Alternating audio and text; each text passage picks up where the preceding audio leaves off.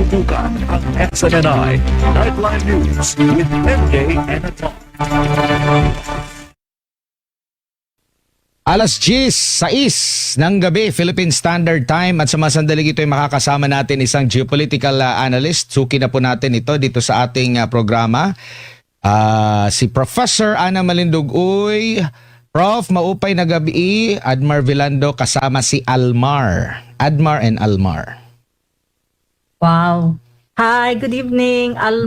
Admar and Almar. Ayan, isang letra lang po yung pagkakaiba po namin na Prof, no? Pero siguro, Prof, alam ko hindi ka nahuli sa mga ganap dito po sa ating bansa. Lalo na po sa 40 po ninyo patungkol sa usaping geopolitical.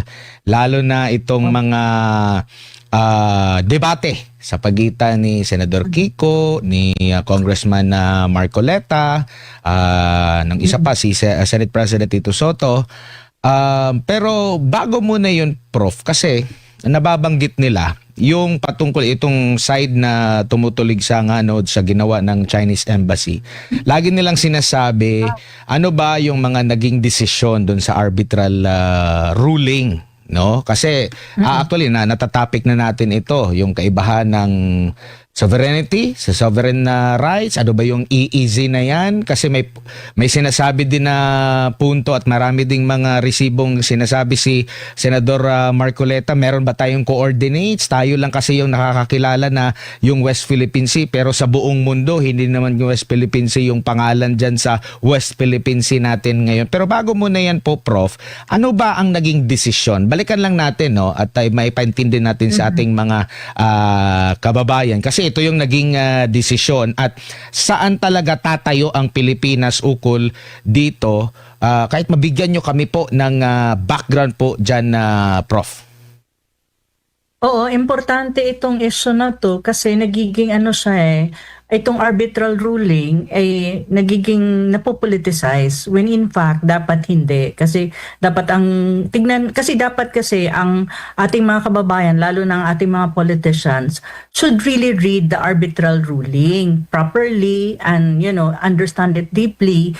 At saka actually sa akin, before anything else, ang dapat talagang mag-articulate nito ay ang Department of Foreign Affairs. And even the Department of Foreign Affairs, I think the diplomats that we have, and also yung mga staff dyan, especially yung leadership nila, they should also study on the arbitral ruling and honestly see what it is really all about. Kasi ang hirap na ang dami nagsasalita pero ang DFA actually is tahimik. So nawawala sa kanila ang microphone. Kasi ang nangyayari ngayon, ang ating mga bida-bida ng mga politicians tulad ni Kiko and et al. And even Hontiveros, bida-bida sila, nasa kanila yung microphone. Yung mga ginagawa nila is not really informing the public. It's actually making things more confusing for the public. Dapat ang mag-explain talaga nito is the Department of Foreign Affairs. Kasi sa kanila to bola nila to. So any case, when you talk about the arbitral ruling, kasi para hindi ako magkamali, nagsulat ako nito at nilagay ko yan sa aking Facebook post. At the same time, kahit noon pa man, marami na akong articles na nasulat tungkol dito, pero just to clarify sa ating mga kababayan, pero ang hirap nito, Admar and Almar, kasi hindi ito yung issue na madaling madigest ng ating mga kababayan, yung ordinaryo nating mga kababayan, pero I'll try to make it more understandable sa ating mga kababayan. Una, yung mga misconception na may kinalaman dito. First, itong desisyon, yung arbitral ruling na tinatawag, hindi ito UN decision.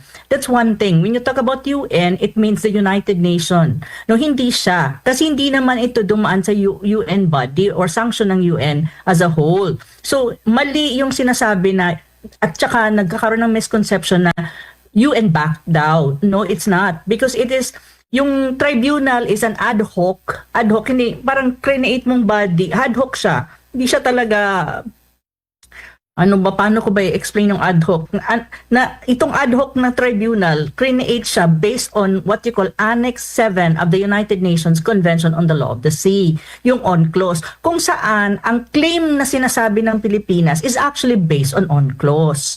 Yun. Kasi yung claim natin is not sovereignty. It's actually, hindi siya soberenya. Ang claim natin is within UNCLOS na sinasabi ng exclusive economic zone or may tinatawag kang sovereign rights. At in-explain na natin na ang sovereign rights and sovereignty are not the same. Pag sinabi mo soberenya, pag-aari mo. Basic na definition yun. Prof, Pag sinabi mo sovereign Opo, rights, Prof, mayroon kang... maputo lang kita, Prof. Kasi yung pinakaunang question talaga is, ano ba, actually nabanggit mo ito kanina, no? Balikan lang natin. Ano ba yung hiniling natin doon sa tribunal? Maganda. Ano yung hiniling ng Pilipinas sa tribunal? Oo. Yung sovereignty Okay, ba? maganda Sovereignty yan. rights? Ano naman ang kaibahan nitong sovereignty tsaka yung sovereign rights? Po, Prof. Yeah, magaling ka, Admar. Magandang tanong before mag-proceed kasi yung case natin, the case proceeded precisely because the Philippines, the Philippines carefully frame its submission. Yung submission, ito na yung nag-file tayo doon ng case na to cover only maritime entitlements and the body of waters. Not sovereignty. So ibig sabihin, ang sinubmit natin, ang gusto lang natin na maayos at ma-clarify is yung tinatawag mong maritime entitlements of the body of water. Kasi body of water yung South China Sea, di ba? Pero hindi yung sovereignty issue. Kasi in the very first place din, ang UN, ang UNCLOS ay hindi siya yung international instrument na makakapag-settle ng issue ng territorial sovereignty. Na kung saan ang Vietnam at saka yung China, examples, ang claim nila dyan, sovereignty or territorial sovereignty. Sa atin, nung final mo yung arbitral ruling, ang gusto natin is maritime entitlements and the body of that body of water, not sovereignty over land features such as the Spratly Islands and the Scarborough Shoal. Nandun yun sa arbitral ruling. Tapos, ang sabi naman ng arbitral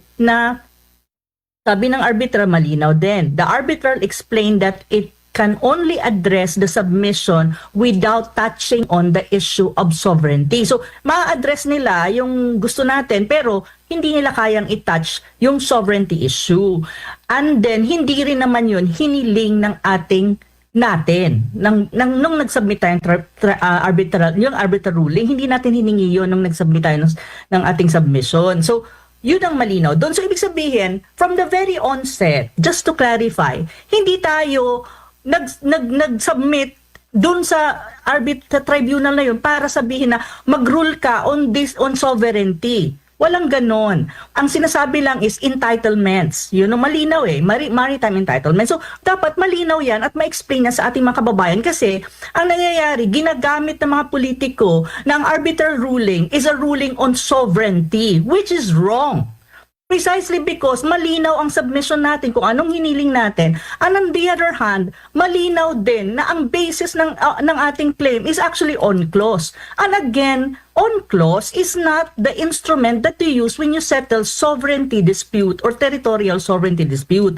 Kailangan mong mag-file ng claim or ng case sa ICJ, International Court of Justice, if you want to adjudicate yung territorial sovereign dispute. However, pagdating dyan sa usapin na yan, kailangan mag-agree ang dalawang party. So, like for example, mag-file ka, sasabihin mo kay China, magpa-file ako China. China will say, yes, okay, mag-file ka, magpa-file din ako ng counter. Kung mag-agree ang China, pero pag hindi nag-agree ang China, walang mangyayari dyan sa pagpunta mo sa ICJ. Kaya nga sinasabi na kapag mga ganitong usapin na very complex, very sensitive, limuot masyado, hindi ganun kadali, ang kailangan gawin is ang the best way forward para maprotektahan natin ang claim at ang interest natin at ang ating relasyon with the claimant states like China, Vietnam, Brunei, Malaysia is to go for diplomacy. Yun yung tinatawag mong diplomacy and that means that means negotiation.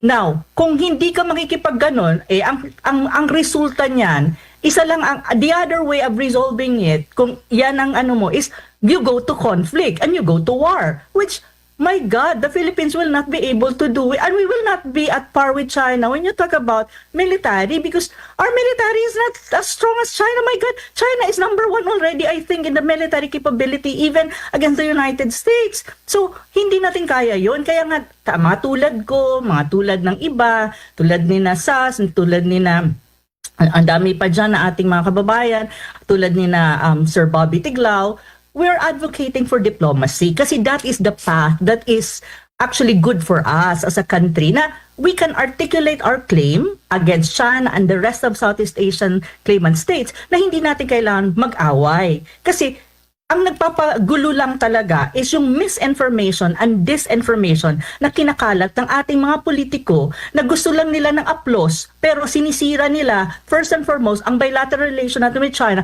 On the other hand, these are misconception and disinformation. Hindi siya empowering as far as the Philippines is concerned at hindi rin siya empowering when you talk about educating the public about the issue na mahirap na nga maintindihan kasi masyadong komplikado tapos mayroon ka pang disinformation ang gagaling sa ating mga politiko. So, this makes things difficult for the Philippines, especially when you talk about regional standing, international standing, kasi nagiging katawa-tawa tayo. Kasi imagine mo, Admar, tayo mismo ang nagsabi na no, we are not actually asking for ruling on the sovereignty dun sa ating submission sa tribunal. Ang sinasabi lang natin, what we're asking is maritime entitlements and the body of water. So, ang tribunal din, sinabi na hindi ko kayang i-adjudicate yung sovereignty issue. Malinaw yun. At saka, if you really look at the arbitral ruling, in particular with China's claim, ito yung sinabi niya, just to make it sure na tama ang pagkakabasa ko. Ito ha, sabi dito, in particular, the tribunal emphasizes that nothing in this award, which is the arbitral award, 2016, should be understood to comment in any way on China's historic claim to the island of the South China Sea. Nor does the tribunal decision that a claim of historic rights to living and non-living resources is not compatible with the convention limit China's ability to claim maritime zone in accordance with the convention on the basis of such island. Take note, one more important thing that we need to take note dun sa tribunal's decision. Ang ginagamit dito, hindi nga West Philippine Sea. Very obvious, it's being used South China Sea. Precisely, there is no such thing as West Philippine Sea as far as the international community is concerned and as far as the tribunal is concerned and even the arbitral ruling. However, with the West Philippine Sea, sa domestic level nga, ang sinasabi ko to be very objective about this, may executive order ka na nilabas before si Pinoy at saka mayroon ka mga batas na nilabas at pinas ng Congress na kung saan supporting the word or the term WPS. So kung ang pag-uusapan mo is domestic, I think within the domestic level, within our own territory, okay yung WPS, you can use it. People understand. But if you go out of our own territory, I don't think other people recognize it. Really. So that is the issue na dapat kapag ang ating mga politiko nag-i-explain, inaayos nila. Kasi lalo lang gumugulo yung utak ng mga Pilipino and they are using it to push some kind of nationalistic sentiment against China when in fact, hindi naman kailangan dapat maging ganon. Imagine mo, mayroon pang book na nilabas on WPS na ito daw ganyan, hindi nga maintindihan ng mga politiko at kahit siguro ng DFA kung ano talaga yung WPS na term na yan eh.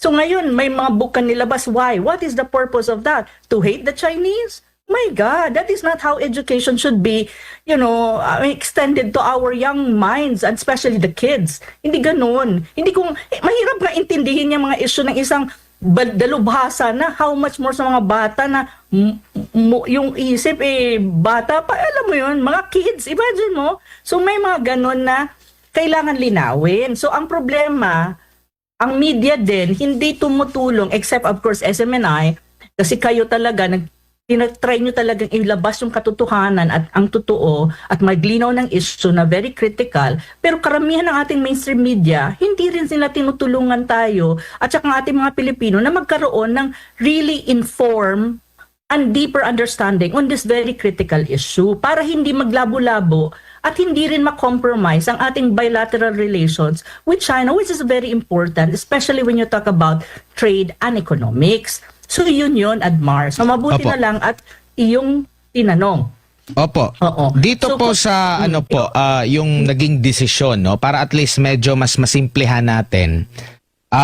Yung Oo, kasi nakapaloob sa komplikado ito, Admar. Opo, sa UNCLOS, hindi pinag-usapan yung soberanya. Nananatili siyang disputed, no? Kumbaga, Yes, wala rin silang sinabi na sa China, wala rin silang sinabi na sa Pilipinas at nananatiling disputed 'yan maliban na lang kung re-resolbahin ito ng dalawang bansa sa pamamagitan ng isang giyera, no? Malalaman kung sino talaga ang kanino talaga 'yan. Which is malabo namang talagang mangyari at kung magkakagera tayo para lang diyan malabong manalo tayo. Hindi so worth it. Opo. I mean, di ba? I mean, ikaw, Admar, magkikipaggera ka ba over rocks? Kasi even the Scarborough Shoal was, ang sabi ng tribunal, Bato. it's a rock. So, Hindi isla. magkikipaggera ka ba? Bato? Oo, di Opo. ba? Ikaw ba? Pilipino ka, magkikipaggera ka on that? Ay naku po, dito nga sa Pilipinas natin, marami pang mga dapat ngang pagtuunan ng pansin, hindi po ba? Pero Prof, ano ba ang sinasabi? Ano yung nasa batas sa UNCLOS na pumabor sa atin sa simpleng termino, yung sinasabing sovereign rights? Hanggang saan lang yung pwede nating gamitin diyan sa bahagi na yan, sa South China Sea, sa West Philippine Sea, hanggang ano lang yung pwede nating gawin diyan? Kasi parang sinagot din dyan yung sa traditional fishing rights at inoobserba at hindi lang Pilipinas yung parang kinikilala ng tribunal na mabigyan ng karapatan na makapagpangisda dyan, no? So maliban doon sa pangingisda, which possible babanggitin mo yan, ano pang pwede nating gawin dyan sa napanalunan natin o yung sinasabi po ng tribunal na yan dyan sa lugar na yan? Okay. Para mas maintindihan natin mga kababayan, ano ba ang talagang, kumbaga, what we want? Ano yung napanulunan? Kung may napanalunan man. Kasi ang hirap pang sabing napanalunan mo kung ang sinabi lang ng tribunal is clarificatory. Diba? At saka, one thing that you have to remember, walang implementing body or implementing force or yung, alam mo, yung whatever it is, na ang UNCLOS kasi, wala siyang implementing force. So, hindi mo ma-implement even yung sinasabing quote-unquote na napalalunan natin sa arbitral ruling. So, on the other hand, it's not a backup by the UN system. So, paano nila i-implement yan? So, yan. Pero just to clarify, and also, para hindi ako magkamali kasi kailangan itong mag-precise. Ang sinabi lang ng 2016, Arbitral Tribunal did not rule again on territorial sovereignty. It did not determine ownership of any land features such as Spratly or Scarborough Shoal claimed by the Philippines, China, Vietnam, or Malaysia. Imagine mo, ilang claimant states yan. Likewise, it did not draw or delimit maritime boundaries between states. Instead, the ruling focused exclusively on maritime entitlements under UNCLOS. It clarified the status of a specific maritime feature kung island siya, rocks, or reef, okay? Under corresponding entitlements, whether they generate 200 nautical miles EEZ, yun na nga sinasabi natin, exclusive economic zone natin yan, and then 200 nautical miles territorial sea or none at all. So sa atin kasi ang importante ng arbitral ruling, clarify niya na okay, 12 nautical miles from the shore, ito yung territorial sea nyo, ang 200 nautical miles, yan ang exclusive economic zone nyo.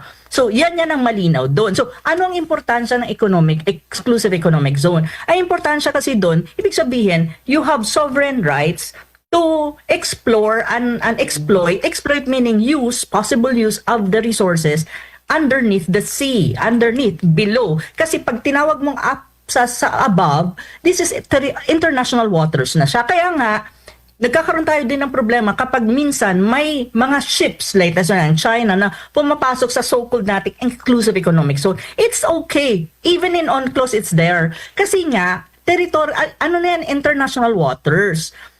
However, even doon sa ruling and even sa UNCLOS, nagsasabi siya, okay, you can exploit resources in consultation with the coastal states, especially with the claimant states. Kaya hindi rin pwedeng sabihin na absolute kaagad yung tinatawag mong exclusive economic zone.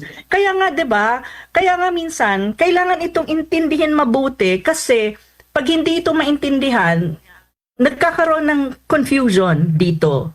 At saka ano pa ang importante na sinabi ng ng exclusive ng tribunal ng 2016 tribunal, ni-rule out niya na ang nine-dash line ng China, which is the historic rights of China, is not valid. However, one thing that you have to remember on the China side, ang claim nga nila territorial sovereignty.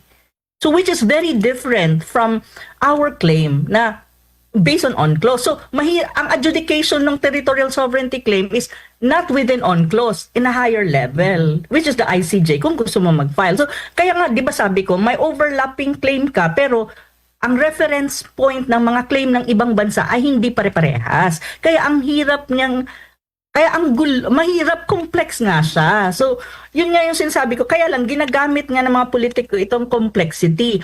Tapos sinabi pa niya na sabi ng arbitral ruling, ang Scarborough Shoal is a rock.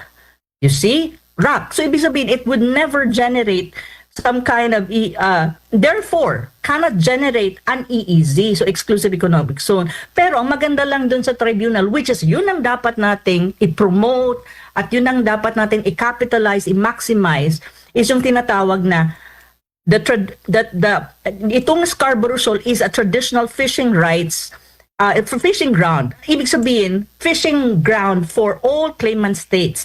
And that would include Filipino, Chinese, and Vietnamese, and others. So, yun ang dapat nating gamitin na, China, sabi, please, try to look at this. This is a tradition, as far as UNCLOS is concerned, this is a traditional, fishing area. So, we can also fish. Why don't we have an agreement on this? Why don't you consider this? Yun yung kailangan mo. Kasi ang pinaka-importante naman kasi dyan is yung tinatawag mong livelihood ng ating mga kababayan. And I don't think, to be very frank, that China will not sit down and agree with this.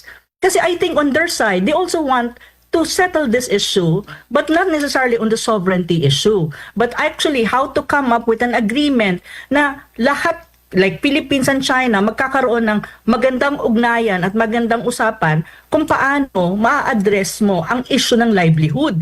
Kasi ang fishing is an issue of livelihood from both sides.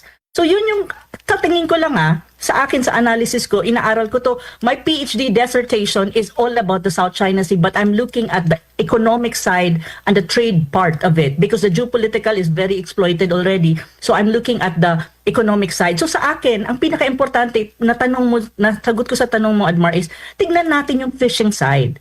Kasi dito, malinaw. Ang sinasabi naman ng arbitral, at I think supported by UNCLOS, fishing ground siya ng lahat. So kung lahat, ibig sabihin, as Filipinos, we also have the right to fish in that area. So why not? That is our negotiating point. At yun ang talagang magbe-benefit ang ating mga kababayan na nagfi-fish at ang fishing is their livelihood. So that is one of my point.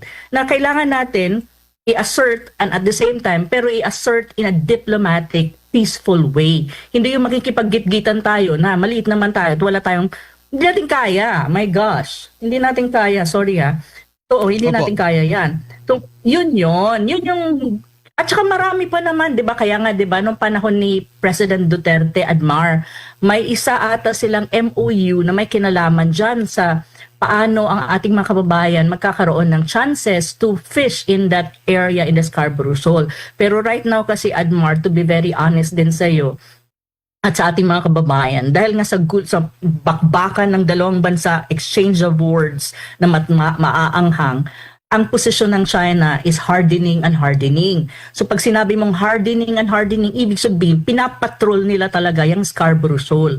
And on the other hand, they also have an upper hand kasi de facto-wise, they control the area.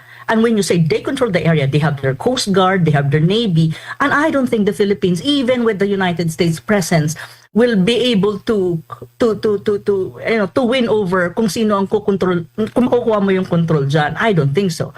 That is one thing that I can tell you. So right now, ang maganda talaga dito is makipag-negotiate tayo. Wag na tayo ng mga bida-bida. Kasi to be very honest, given the economy ng Pilipinas na collapsing, hindi natin kaya. Kailangan natin maging wise kung ano ang ating pwedeng gamitin na leverage over China. Opo. Prof, kasama ba doon sa karapatan natin na i-exploit yung magkaroon tayo ng oil exploration?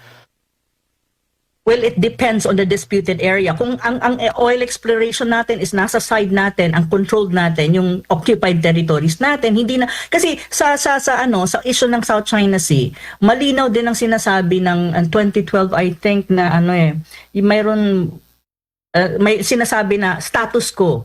So, status quo na sinasabi na halimbawa, yung occupied areas natin, occupied na natin yon. So, hindi nila papakialaman yon, let us say ng China and Vietnam. Natin. So, kung dyan sa mga occupied area, mayroon kang kailangan mong gawin, like exploration of oil, whatsoever, as long as it's your occupied area and especially doon sa hindi disputed area, you can actually do that. However, mahirap ngayon ang sitwasyon. Kaya nga sinasabi ko, itong gulo, ito yung mga bakbakan ng salita, it has may effect kasi yan. Nag-harden yung position ng kabila. So pag nag-harden sila, like even this oil exploration, pag nakita nila that, this is part of our claim. Kasi may overlapping claim eh. Pag yan part ng claim namin, we will not allow that to happen. So pag sinabi mong allow to happen, wala kang magagawa kasi claim nila yun. They will do something to block that. So ganun ang nangyayari. So kaya nga sabi ko, actually pinahihirapan ng Pilipinas ang sarili natin when in fact kaya naman nating makuha kung anong gusto natin by just talking and negotiating with them, and don't make it wag yung megaphone diplomacy. So yung tanong mo is a yes and no thing. It depends on the situation. It depends also kung ang area na i-exploit mo for oil exploration whatsoever is also being claimed by China.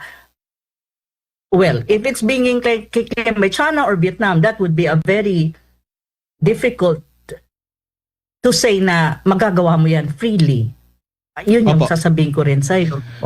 Bago lang si partner Almar, meron pong mga inilatag doon si Senador Marcoleta, like patungkol doon sa meron ba tayong coordinates, ganun. Yeah. Meron siyang nabanggit, tapos meron siyang ipinakita din na mapa na kinikilala ng buong mundo. Tayo lang kasi yung nakakaalam po doon. Tayo lang yung may batas patungkol po doon sa West Philippines. Meron siyang sinasabi na kailangan kasi doon, kaya nga nababansagan siya na pro-China daw, pero ang sa kanya naman gusto niyang palakasin yung claim natin kung meron ba tayong ganito para yun yung ating kasi ito yung mga requirements. Tama po ba, Prof? Magandang tanong mo kasi inaano nila si Kong Marcoleta binabansagan nila na pro-China, which is actually, to be a friend of a country like China is not necessarily being pro that country, or let us say specifically in this case is China. No, being friend is okay. That's why we have what you call diplomacy. Ano ang gamit ng Department of Foreign Affairs kung hindi marunong makipagkaibigan ang mga Pilipino sa ibang bansa?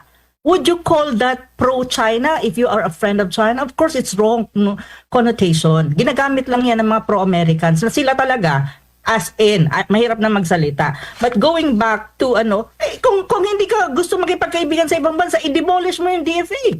So what's the point of having a DFA if you don't want to have friends with other countries, especially with a superpower? Diba? Ano bang klaseng logic yan? Para lang yan sa mga, yung kokote, hindi mo maintindihan kung nasaan.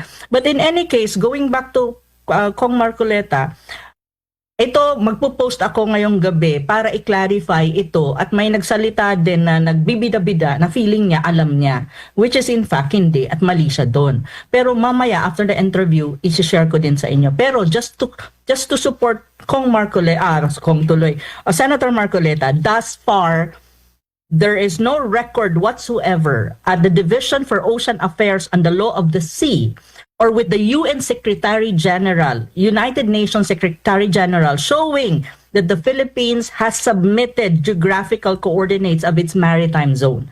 Now, if you want to challenge me on this, you can check the website of the Ocean Affairs and the Law of the Sea. And I will also make a post about this later. Kasi inaayos ko pa sinusulat ko pa yung commentary on this para makita. And I will also put in that post sa Facebook ko yung link at saka some evidence na wala tayo, and then what we have actually done. Okay, yan ang totoo, which is correct si Senator Marcoleta on this. Wala tayong sinubmit sa DOALOS or Division for Ocean Affairs and the Law of the Sea so far, or sa UN Secretary General na coordinates. Walang ganon. So that is a misinformation. And later i-reinforce ko yan sa FB post ko. Pag sinabi mong maritime zones, yan ay yung EEZ, yan ang contiguous zone at saka yung continental shelf. Only ang nilagay lang natin, ang nasubmit lang, is the baseline has been deposited. It's ibig sabihin, yung baseline. However, when you say deposited or submission and recognition are two different things. Hindi ibig sabihin na sinubmit mo yung baseline mo or nagsubmit ka, in that sense na recognize na siya. No, that is not true. Nag-deposit ka. The recognition is another story. Just to make it sure. But I'll explain more later kasi ang hirap dito nga explain, Mark, kasi napaka-technical din niya, to be very honest. Kahit nga ako, paulit-ulit ko munang tinitignan, binabasa, iniintindi before mo siya ma-digest. Kaya nga ang hirap ng debate na to kasi hindi naman siya ganun kadaling maintindihan ng mga Pilipino eh. So kaya nga hindi ko maintindihan ang mga senador natin. Why do they have to talk about this? Why do they ask the DFA to explain these things? Kasi trabaho ng DFA ito eh. Hindi naman trabaho ito ng mga politiko. So yun. Prof, magandang gabi, si Almar po ito. May iba lang ako ng konti. Ano yung nakita mong impact, Prof, doon sa pagkikita ni First Lady Liza Marcos at Chinese Ambassador to the Philippines na nangyari ito, yung pagkikita nila habang sa kasagsagan pa po ng world war ng Chinese Embassy at ng ilang government officials po ng Pilipinas? Ano yung impact? Yes po. To be frank, I am not sure about that. Sorry kasi unang-una First Lady kasi siya. I mean, it's okay. In a party, nagkita kayo. Halimbawa, ng ambassador ng China, nagkita kayo. Tapos, siya ng First Lady siya. So, I think the ambassador of China, the new ambassador of China to the Philippines, parang diplomat yan. Siyempre, may kipag-usap, chika-chika, and all that. Whatever it is, na pinag-usapan nila. Pero, sa akin, I don't know. Kasi sa akin, she's the First Lady. Hindi naman siya elected official. Hindi naman siya ang presidente. Unless totoo ang chismis na siya talaga ang gumagalaw bilang presidente. Kasi marami nagchichismis na ganun nga. I don't know if it's true or right. But well, yan ang lumalabas. So ngayon, for me, I don't know about it in terms of impact. Because for me, I would rather see the president himself talking to the ambassador and resolving this crisis, diplomatic crisis, and making it, ayusin niya yung diplomatic relation with China. Kasi mas may bearing yun kung ang presidente ang kausap ng ambassador. Kasi siya ang presidente ng Pilipinas. Hindi naman presidente si Lisa eh. Diba? Pero sa akin, it's polite for an ambassador and a diplomat to talk to the First Lady kung nagkita sila sa isang event, I think. But impact, I don't know really. I don't really see, well, as far as legal, as official, being official is concerned. Pero, pero siguro, very strategic itong mga taga-Chinese embassy, especially the new ambassador, kasi siguro, dun sa event, kinausap niya si Lisa, kasi nga, may mga lumalabas na mga chika-chika. I don't know how true it is, but many of the people na nakakausap ko in this is medyo reliable naman. Si Lisa siya ang power behind the president, something to that effect, or she has huge influence in how the government is being run because of something to that effect. But I'm not saying na ako nagsasabi noon. Ang sinasabi ko lang, naririnig ko siya sa mga chika-chika with friends. So I don't know if it's true, but that is what I hear usually. So yun. At least malinaw, Prof. Pero dito sa ekonomiya, Prof, kasi nabanggit mo to kanina, mag-aapat na taon na yung BBM admin. Base po sa monitoring po ninyo, saan po ba tayo dinala ng BBM administration pagdating po dito sa ekonomiya, Prof? Oh my God, Almar, 'di ba ngayon ang ating GDP 3% last quarter? I think tama ba ako, Almar? 3% lang sa last quarter. Tapos Opo, tama. Sa kabuuan ng 4.4 ata kabuuan ng 2025. Oo. Pero yung last quarter 2025 I think is 3%. Nasa 3% may get, opo. 3%. Oo, tama. 3%. Oo. Pero ang target natin supposedly for 2025 is 5 to 6%, I think. 5.5 to 6.5%. Binaba na nga nila yun eh. ang Mataas yung unang target, tapos nakita siguro nila na hindi kayang ma-meet. Binaba na nila, pero hindi pa rin na-meet. Hindi pa rin na-meet, okay? That's just one. That's ano ang indication niya? So, ibig sabihin, mataas na, binaba mo pa, hindi mo pa rin na-meet. At malayo, medyo may gap talaga kasi 4.4 as against to 6. It's already 2%, 2-digit yan. And 2-digit, when you talk about economy, is a huge, malaking ano yan, malaking usapin yan. So, ibig sabihin, may problema ka sa ekonomiya mo. And one thing that you have to remember, that's just GDP. Second is yung utang. May bago akong nakitang news ngayon lang na ang utang natin ay tumataas na naman. Hindi na lang siya 17, how do you call that? 17 trillion. More than 17 trillion na. Tama? Opo. Tama ako, no, Admar? Tama, mahigit 17 Oo, trillion na po, 2025. Oo, tapos another factor that you have to see is yung pagbaba ng foreign investors or investor na pumapasok sa Pilipinas. Alam mo, importante ang foreign capital and foreign investment sa Pilipinas. By the way, just for other people na mga may hiling magchika-chika, ang PhD ko po sa Peking University is economics. So naiintindihan ko po ang ekonomiya, ang usaping ekonomiya. Okay? Just to clarify. On the other hand, yung pagdating naman po ng peso, mataas ang peso na umaabot na ng 60. So ibig sabihin, that's an indication na may problema ang ekonomiya natin. Ang utang natin mas mataas na sa 17 trillion. So, ibig sabihin, nagbaborrow to finance your own government. On the other hand, ano pa ba ang pumapasok na pumapasok sa Pilipinas ng mga foreign investors bumaba, especially in 2025. Malaki ang dip. Pag bumaba ang foreign investor mo, ibig sabihin you don't have new capital na tutulong sa ekonomiya mo para magkaroon ka ng iba pang industry na magki-create siya ng mga jobs and revenue and all that. So lahat ng economic indicators natin is going down. So pag lahat ng indicators mo is going down, ibig sabihin may mali sa economic management ng Pilipinas. So bakit hindi yan maintindihan ni BBM? Ang sinasabi niya dahil yan dyan sa climate change at dahil daw dyan sa investigation ng corruption. Sabi ko, my God, bakit? Bakit naman yung alam mo, unang-una dapat niya maintindihan kung iyan ay may kinalaman ang kanyang reasoning, may kinalaman sa climate change. In the very first place, problema pa rin niya yan. Kasi ang pinakamalaking issue ng massive corruption in government na dapat may nakulong na is flood control. And flood control is what? Bakit ka ba nagkakaroon ng flood control projects, infrastructure? Di ba para masugpo mo ang negative impact ng climate change kasi ang Pilipinas bagyuhin? Diba ganon? So, ibig mo sabihin, sinisi niya yung climate change pero hindi niya inaamin na may kinalaman ang flood control project sa climate change. Ano yun? So, alam mo, ang hilig kasi nila mag-divert ng issue. They don't confront the issue na ang ekonomiya at ang Pilipinas talaga, yung ating economy is collapsing. Hindi ko nga alam kung bankrupt na tayo kasi sa 2026 budget ata, nabasa ko, I will work on a commentary on this, na tawag nito, parang selling a bonds sa US. Alam mo, pag ganun kasi ibig sabihin, inuutang mo ang iyong 2026 financing for your government. Sabi ko, so wala ng pera pero hindi pa rin nila inaamin na may problema ang ekonomiya. At gusto pa nila makipagbakbakan sa China. Given the stand of the economy. And one thing that tinignan ko rin yung peso. 'Di ba? Kasi may nag-argue na the peso ko is strong because the other currency is weak, especially with Japan or Japanese currency. Sabi ko mali.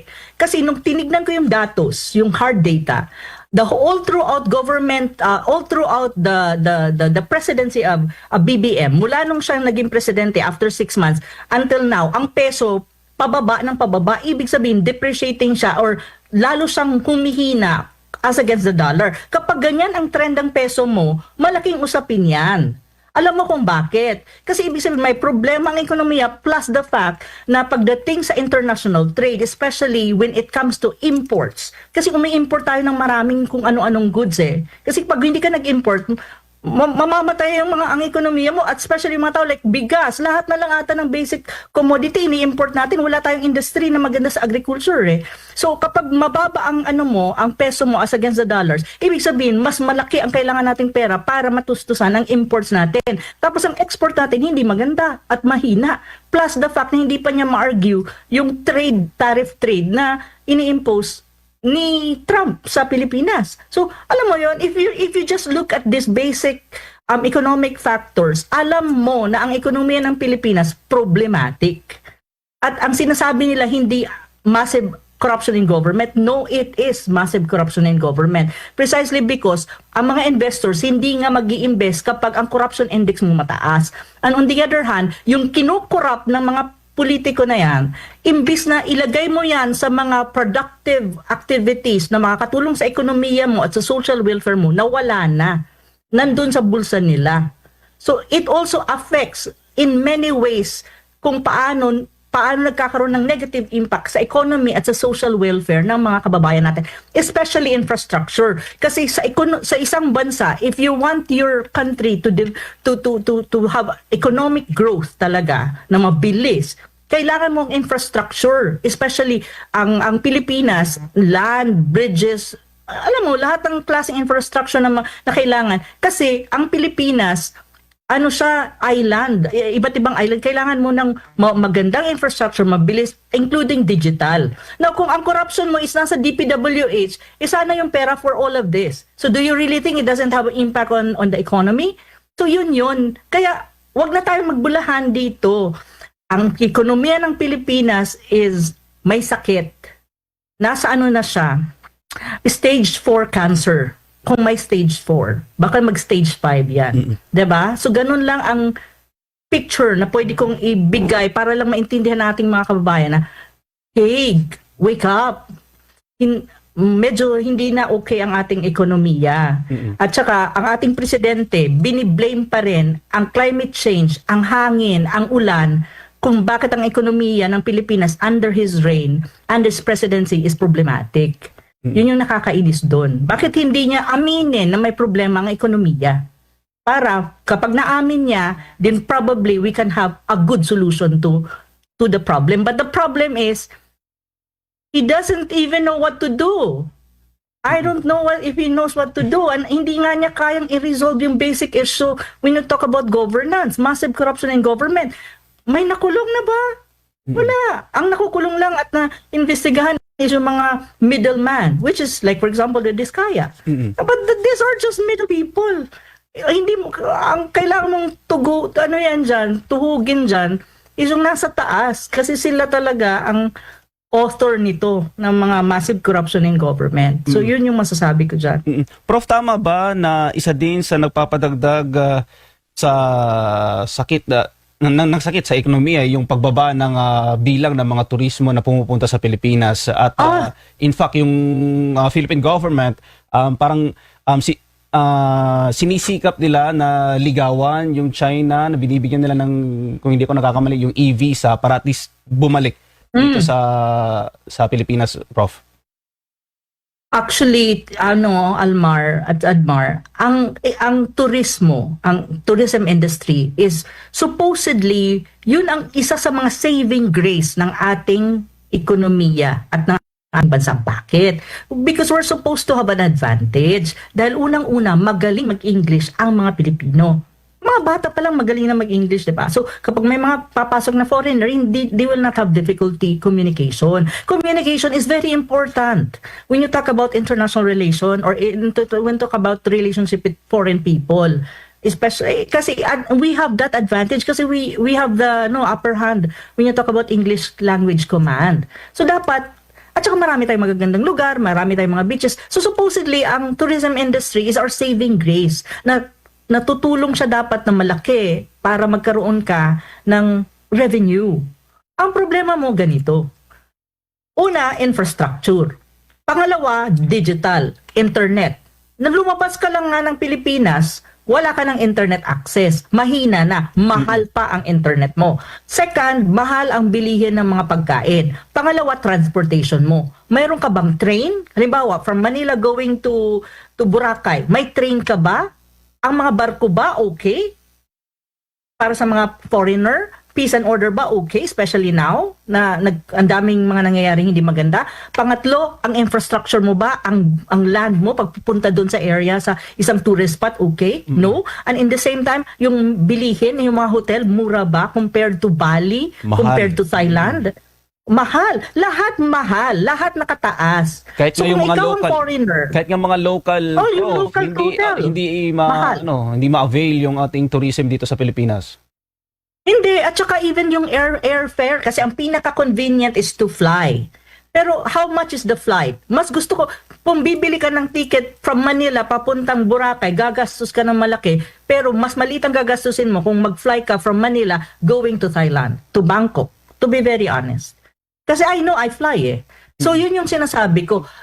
Supposedly, okay, ito yung ating saving grace, pero ngayon hindi. Now, on the issue of the Chinese tourists, one thing that you have to remember, if you take a look at the records ng Chinese ng tourism, yung tourist na pumapasok sa Pilipinas, i-compare mo lang yung panahon ni Digong.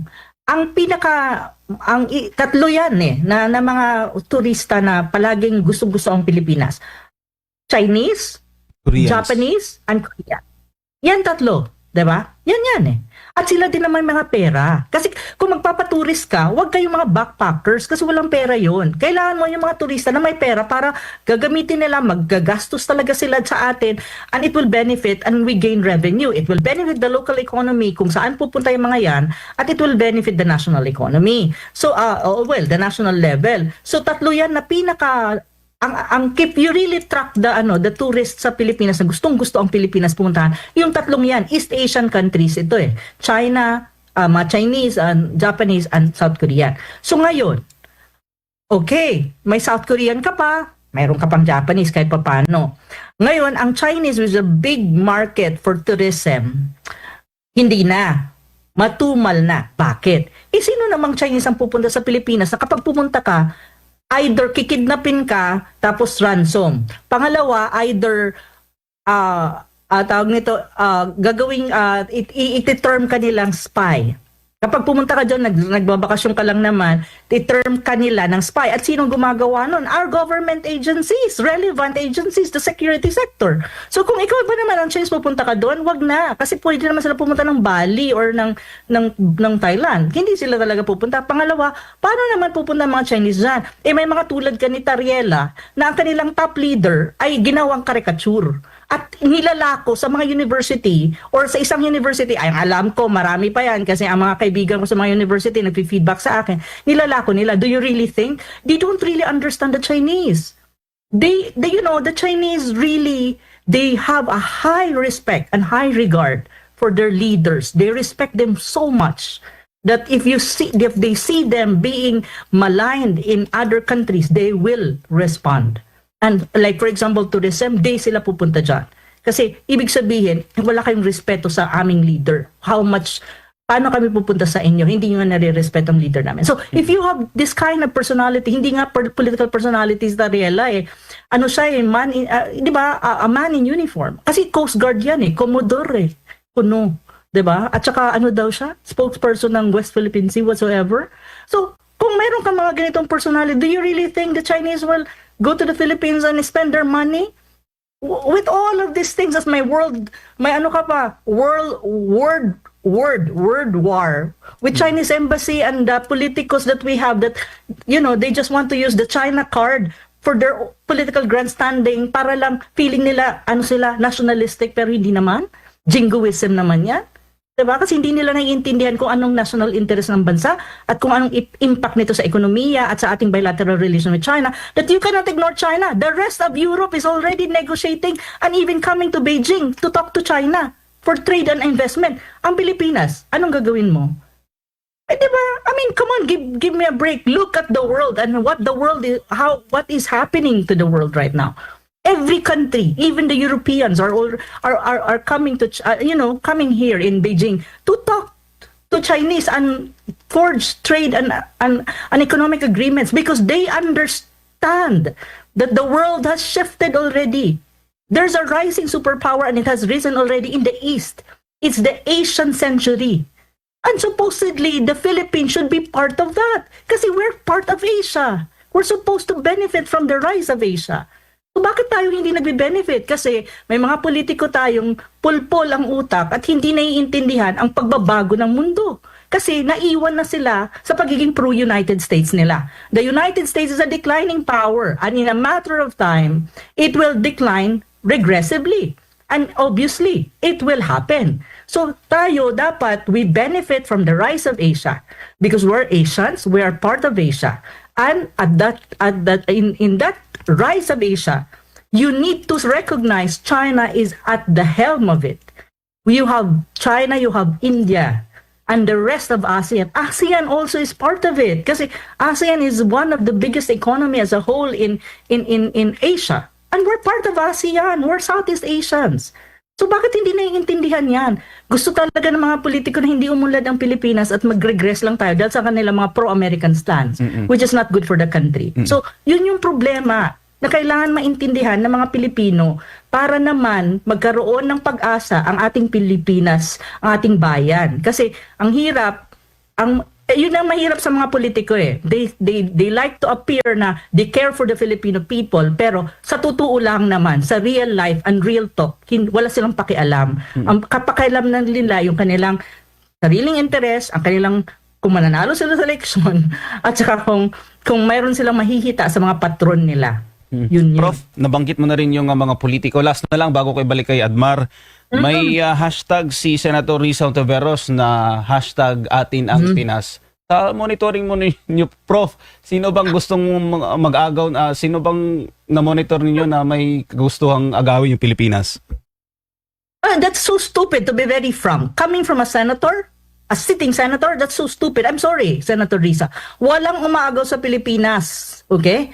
Philippines is recognized in the international community and even the United Nations as a sovereign state. No one is saying na inaangkin ng Pilipinas. At to be very frank, sino ba sa mga bansa sa mundo aangkin sa isang bansa na kahit nga tayo, alam natin malaki ang problema natin as a country. Malaki ang problema natin as a country. Wala, di ba? Alam naman natin yung tayo magbulahan. Lahat ng tao sa mundo, alam nila kung ano ang sitwasyon ng Pilipinas. Do you really think there are countries in this world na gustong angkinin tayo, tapos kukuha sila ng bato na ipupukpok sa ulo nila? Diyos ko, walang ganon. Ang mga bansa sa mundo ay hindi stupid. So for me, to be very honest, just for her to have a hashtag, may ganito, my God, I expect a lot from her as a sitting senator. So dapat naman, kung tatakbo siyang presidente, gandahan niya ang kanyang mga naratibo para hindi naman kawawa ang mga Pilipinas at magkaroon naman ng higher discourse given na senador siya. Yun lang mapapayo ko sa kanya. Walang umaangkin sa Pilipinas. The Philippines, as far as I'm concerned, as far as the United Nations is concerned, is a sovereign state. At walang umaangkin doon. Isa lang naman ang bansa na gumagamit sa Pilipinas talaga. At alam niya yun, dapat. Kasi before, aktivista yan eh. Alam naman niya dapat kung sino ang dapat niyang ituro na umaangkin sa Pilipinas or using the Philippines as a strategic pawn in the overall geopolitical rivalry between superpowers at the moment. And that's the United States. But even then, the United States, hindi nga inaangkin ng Pilipinas, to be very frank, semi-colonial nga. Influence, not subjugation. Hindi nga pinopronounce nila inaangkin, but they are using our country as a strategic outpost against China in this overall geopolitical competition na mayroon itong mga superpowers na to, na hindi naman tayo dapat makialam kasi hindi naman tayo superpower. Diba? Nakatungtong ka lang kay Uncle Sam, hindi ibig sabihin na ikaw na si Uncle Sam. Yun eh. So, kaya hindi ko siya maintindihan. Bakit ba siya nag-hashtag ng mga ganyan? Anong purpose niya? To generate what? Sympathy? To tell to the whole world na nationalistic siya? My God, Filipino people, maybe they will, unang tingin nila oo nga. Pero pag nag-isip-isip ang mga Pilipino, alam nila, hindi, hashtag lang to. Wala yung laman. Kumbaga sa Bisaya, waray sulod. So waray sulod iton. So asya ito hiya. Kumbaga, asya iton. So ako, nakakairita ng ganun kasi you expect a lot from senators supposedly. Kasi they should be very careful in their statement. Pero ang problema kasi ng mga senador natin, lalo na yung mga kakandidato ko sa 2028, is ginagamit nila itong mga hashtag as if projecting themselves as nationalistic. When in fact, i-scrutinize mo ng mabuti ang mga sinasabi nila. And if you use a little of your brain, you will see what is really the truth about their hashtags. Walang Opo. umaangkin sa Pilipinas. That is what is the truth. That is the truth. Kung gusto niya, itanong niya sa UN. Kung hindi na tayo member ng UN, siguro that's the time na pwede siyang magsabi na, tawag nito, umaangkin. Ang China, hindi nag-i-interest sa Pilipinas kasi kung gusto lang na China, kung ang interest niya sa angkinin ng Pilipinas, siguro matagal na nung panahon pa ng ng historical ancient time. China is already nung ancient time, kaya tinatawag nga siyang Middle Kingdom precisely because at that time very powerful ang China. Opo. Kung yan lang naman pag-uusapan, nung panahon na yun, siguro kung talagang ang DNA ng China, mang-invade ng countries, which is not in the DNA of the Chinese, di matagal na sana, 'di ba? Ang usapin ng South China Sea, again, napag-usapan na natin kanina with Admar, hindi siya usapin between ang claim natin dyan is not sovereignty. It's exclusive economic zone and sovereign rights. At in-explain ko na rin na magkaiba ang sovereignty at sovereign rights. And even yung exclusive economic zone, Admar, to be very frank, nagsulat nga ako ng aking articles on that. Sabi ko nga na even the so-called economic zone or exclusive economic zone must be properly understood. Sabi ko sa article ko, the award recognized EEZ rights in principle, but these rights are not absolute because the waters involved are subject to overlapping claims by China, Vietnam, Malaysia, and Taiwan. Under international law, overlapping EEZs must be resolved through delimitation agreements, not unilateral enforcement. An UNCLOS itself requires that such dispute be settled by agreement in accordance with international law. And that's in UNCLOS Articles 74 and 83. So even yung sinasabi natin EEZ, it's not absolute. Precisely nga, Opo. may overlapping claims nga. Yung EEZ natin with the EEZ and even sovereignty claims of other claimant states. Opo. Kaya nga dapat intindihin mabuti yan. Prof, bago ko lang makalimutan, maisingit ko lang, 1910 pala, no? Minsan na ring inoffer ng Amerika sa Denmark, kung di ako nagkakamali, ang Palawan at Mindanao kapalit ng Greenland para sa Estados Unidos. Nabasa ko lang yun kasi lagi nauulit yan, di ba? Issue ngayon doon sa Estados Unidos ni Trump na gusto niyang kunin yung Greenland. Meron na palang kasaysayan yan at inoffer ng Estados Unidos nung nasa kolonya pa tayo ng US ang Palawan at ang Mindanao sa Denmark. So, sayang hindi tinanggap. Matangos na siguro yung ilong ni partner Almar. Oo, hindi tinanggap eh. No? Imagine that. Ang layo, imagine, no? Amerika yung offer ang Pilipinas. Ang layo ng Denmark sa Pilipinas, pero in-offer pa rin tayo. Totoo yan. Yung nabasa mo, nasa historical records yan. Opo. Kung if you look at the issue of Greenland, which is na mainit na issue right now, na gustong inuulit na naman ng United States, gusto nilang kunin. Kasi Opo. strategic yan eh. Parang nag-ano lang, no? Nag-offer lang ng kung ano-ano. Pero huli na lamang po, Prof, sa isang bansa, no? Sa isang nasyon po, Prof, sa usaping geopolitical or international relations, usaping panlabas, ugnayang panlabas, ang polisiya ba na many voices, one message ay epektibo? Kumbaga maraming tagapagsalita, iisa lang ang mensahe. Sabi nila, yun daw yung polisiyang epektibo po ba yan sa isang bansa, lalo na kung meron kang No, Admar, mahirap yan. Kasi ang daming voices, tapos mali-mali pa mga sinasabi. Tapos, so anong signal? Ang ano kasi dyan, Admar, ang tinatawag mong signaling. So ano yung signaling na napiperceive ng mga ibang bansa?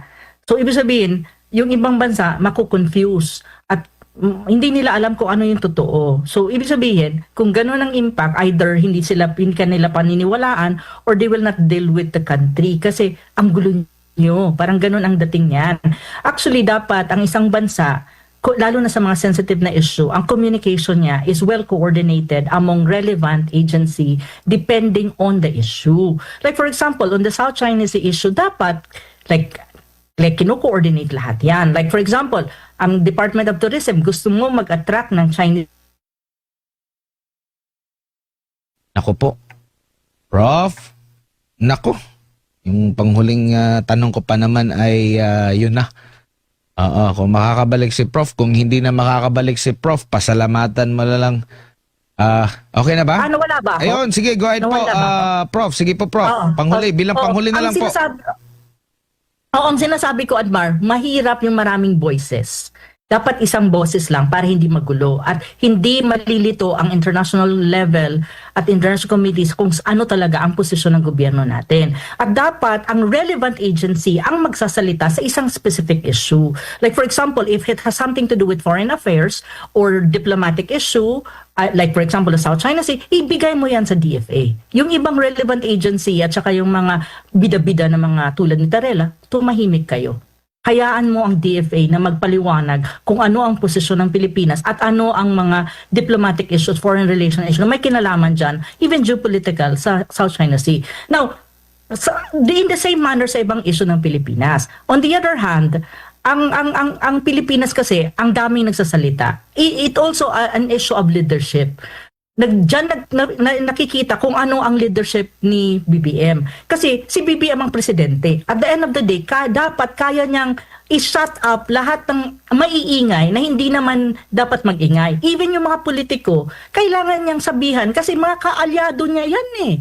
Diyos ko, tayo magbulahan. There's such a thing as unholy alliance between the Red, the Pinklawan, and the BBM camp. Goodness.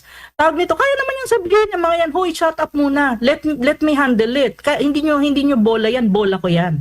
Executive yan eh. So, ganun dapat. Pero, look, what happened? Even si Tarela, hindi mo patahimik ni BBM. Anong klaseng leadership meron siya? That is a low subordinate compared to him being the president. Hindi nga niya ma-fire eh. Hindi nga niya ma-discipline.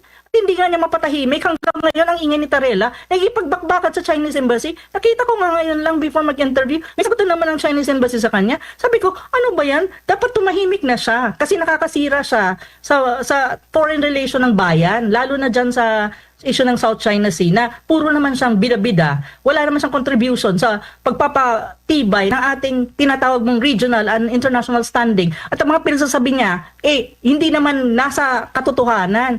Ang hirap ni Tarela, sinusunod niya yung amo niya na nasa kabilang side of the Pacific kaysa sa Pilipinas na dapat yun ang kanyang pinangangalagaan. Opo. Ang jingoist ng taong yan eh. Nakakairita kasi it compromises our regional standing and our international standing. It compromises kung paano tayo tinitignan ng mga tao at saka ino-compromise. Imagine mo anong sabi ng ano nangyari sa Pilipinas, isang Coast Guard hindi madisiplina. Opo. Ano ang tingin mo? Kahihiyan yan. Sige, sabihin na natin, well, it boils down to President Marcos. But at the end of the day, kahihiyan yan ng buong bansa at ng mga Pilipino din. Hindi lang ni BBM. Though si BBM ang unang tatamaan, pero actually lahat tayo tinatamaan. Opo. Yun yung dapat maintindihan ng mga taong ito. Okay. Prof, maraming salamat, Prof. At sa ulitin, mag-ingat sila sa iyo. Mag-ingat sila sa iyo. Mag-ingat po kayo, Prof. Dagang salamat, Prof. Maraming salamat. Thank you so much. Professor Ana God bless Malindog Uy, everyone. isang geopolitical Good night. analyst po ang atin pong nakasama po mga kapartners, no? So yung mga nabanggit na mga pangalan ni Prof, kung meron silang side doon sa mga pahayag ni Prof, bukas tayo, no? Magpadala lang sila ng minsan, babasahin natin yung kanilang tugon doon sa mga naging pahayag po ni Professor Ana Malindog Uy.